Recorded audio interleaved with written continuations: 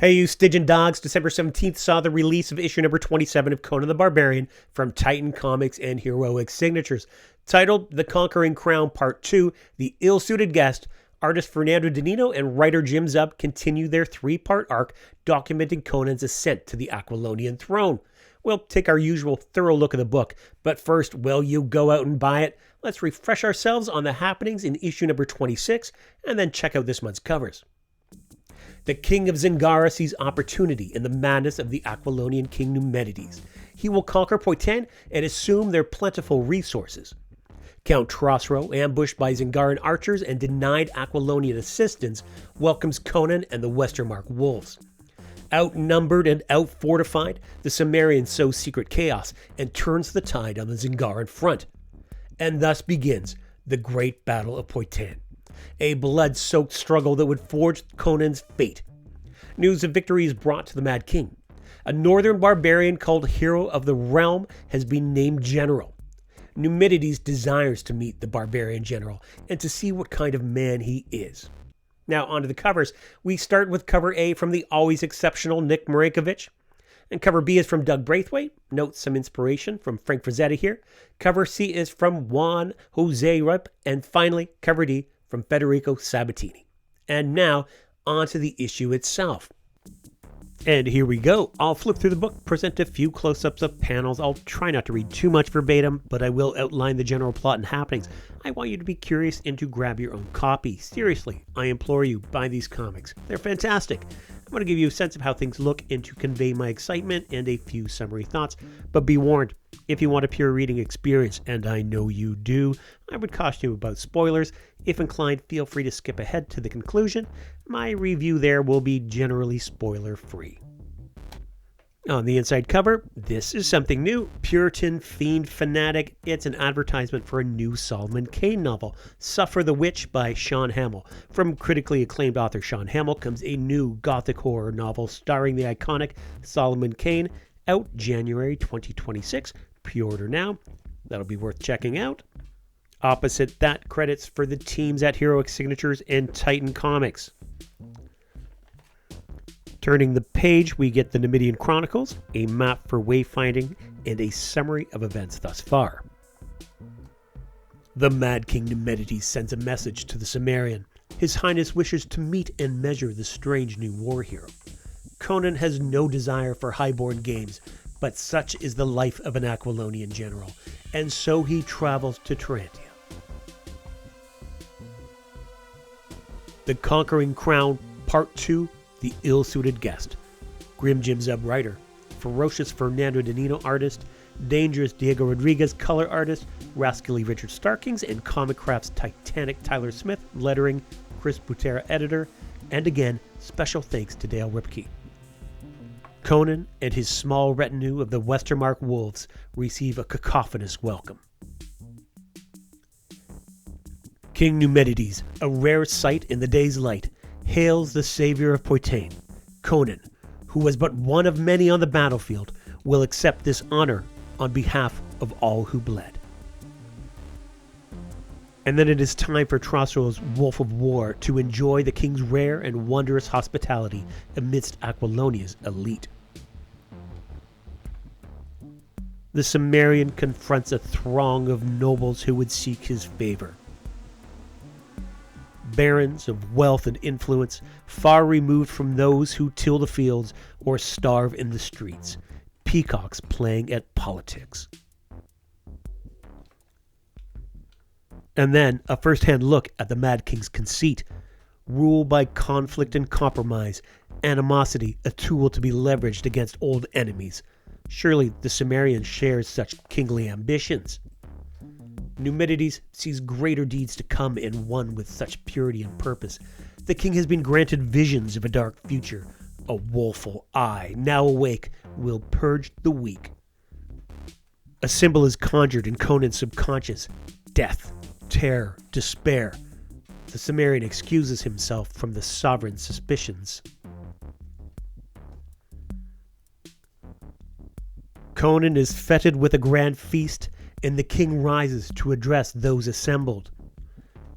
To the Cimmerian surprise, the sovereign has selected him to lead an elite Aquilonian army. Its mission to punish the Zingarans, a task both foolhardy and dangerous.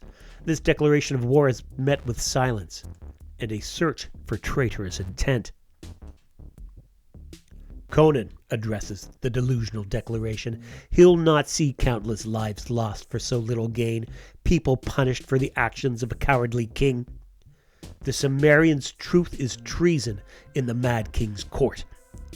And so to the dungeon he goes to await trial and its inevitable outcome. Instead, he attends to the light footfall of approaching assassins, no doubt in league with Numenides' loyalists. His foot meeting face, the battle is joined. These maggots will be sent to their homes in hell. With barbaric fury, his bonds are broken, a beast braced for vengeance. No sound but the Cimmerian's guttural roar and wet flesh smashed upon stone. Threat thwarted and thought alone, Conan pauses in the presence of Prospero, the Portanian's appearance part of a planned prison break. Conan's wounds cancel confident disguise, and chaotic pursuit culminates in a daredevil's dive.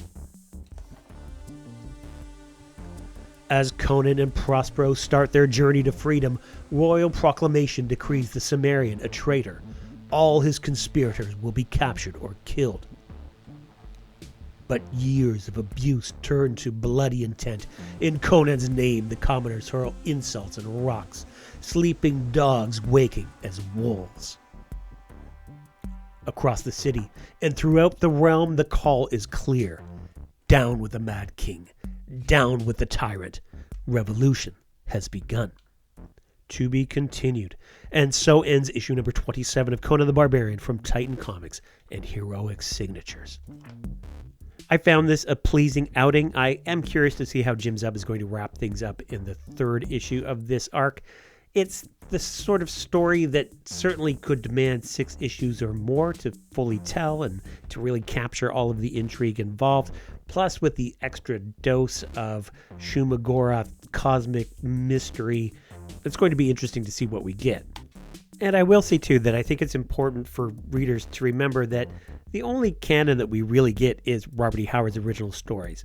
So Zub is playing around here. He's giving us just a sense of the possibility of Legends Untold. So I'm enjoying it for what it is. It's a lot of fun. I enjoyed Fernando Dagnino's art in this one, too. The title page, to me, there was some odd, very thick line work that, I don't know, felt disjointed, and there was a font error on that page, too, that was a little bit disappointing to see. But overall, I really enjoyed what Dagnino's done as far as the evolution of Conan in this issue. In the last issue, Conan still had this very barbaric look to him, as we'd seen in Dagnino's previous arc as well. Here, he's more kingly. He has more of a mature leadership presence. Maybe it was just his haircut, but I really enjoyed the take in this issue. Join me in the conclusion for a few additional thoughts. Opposite the final page of the story is an advertisement for volumes 1 to 3 of Conan the Barbarian, collected in a slipcase with art cards. I've yet to check that out. I'm sure you won't be disappointed if you're into it. Turning the page, we come to part 27 in Jeffrey Shanks' series of essays. This one titled Aquilonia, Shining Jewel of the Dreaming West. The essay is prefaced with a quote from Robert E. Howard's Notes on Various Peoples of the Hyborian Age from 1932. The Aquilonians were a tall race, averaging 5 feet 10 and 3/4 inches in height. Their language was much like the other Hyborian tongues, and their chief god was Mitra. In war, they relied largely upon their cavalry, heavily armed knights. Shanks starts by stating that in Robert E. Howard's tales, no kingdom looms larger than Aquilonia, the proudest kingdom of the world, reigning supreme in the dreaming West, a civilization at its height and already poised for its decline. The kingdom was conceived as the archetype of Western civilization in the Hyborian Age, prosperous, cultured, powerful, yet sapped by the softness of a long peace. and it's against the backdrop of political intrigue and vain and suspicious kings that Conan rises to power. His ascent, a repudiation of civilization and confirmation of its inherent decay. And Conan as king presents the theme of the brutal honesty of barbarism that decadent societies have lost. The reader is introduced to Aquilonia in the very first Conan story, The Phoenix on the Sword, and a picture of the kingdom is expanded upon in The Scarlet Citadel and The Hour of the Dragon. These three stories all telling tales of the older King Conan. Before Conan usurps the throne, Aquilonia struggles under the yoke of the despotic rule of Nemetes. Against the backdrop of corruption and turmoil, Conan, as an outsider, with his vigor and clarity of purpose, appears as savior. A perfect environment for one such as he, a natural leader and self-made man, to seize power. Jeff explains that despite later interpretations and thematic similarities, Aquilonia was never meant to be seen as an analog of ancient Rome, but rather culturally and technologically similar to medieval Western Europe.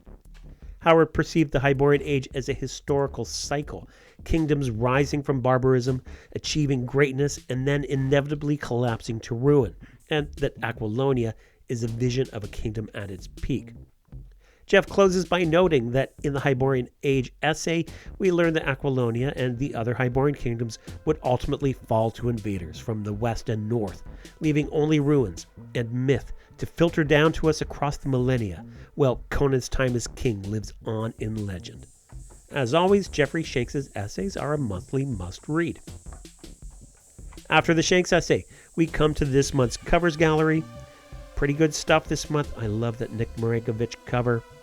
And then, on the back cover, behold the finest merch of the Hyborian Age.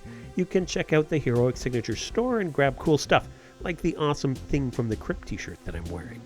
With issue number 27 of Conan the Barbarian, Jim Zub delivers a solid mid-arc entry, succinctly depicting that world of political peacockery under the rule of a maniacal monarch. Conan especially shines here in the moments of his opposition to the opulent and supposedly civilized realm. The story isn't all political intrigue, though. Zub and artist Fernando Dagnino give us a satisfying dose of barbaric rage mixed with daring escape. Of significant note is the evolution of Dagnino's Conan. We see in this issue a refined depiction of the Cimmerian, the Conan who would be king. It's a marked, meaningful, and welcome change from the previous presentation. The issue, well, pretty great overall, wasn't perfect. The title page possessed an unfortunate, though quirky error, a fickle font file failure, as it were. As Zub continues to weave his story of cosmic mystery into Nemetes' madness, I do find myself wondering just what he'll do in a single remaining issue. Will we actually see Conan take the crown? Is the Shumagoroth connection in this arc mostly a tease? And would you like this particular storyline to last a little bit longer? Let me know your thoughts in the comments. Now, 'tis the busy season, and the year is coming to a swift close. I hope to post 2 more videos by the end of December. My look at the second issue of this Savage Sword of Conan Reforged. I have thoughts, and I totally forgot that I only intended to buy just 1 copy. I do like the Zerker cover, though. But I do plan to stay true to that commitment, and we'll talk about that. I have another Howard Days Poetry video that I'd like to share, and if I have the time, I'll post a year in review video. But I might save that for early January. It all depends on how Christmas vacation goes. Thanks for watching. Liking, consider subscribing. Please have a very Merry Christmas and a very safe holiday season. And until next time, take it easy, you Stygian Dogs.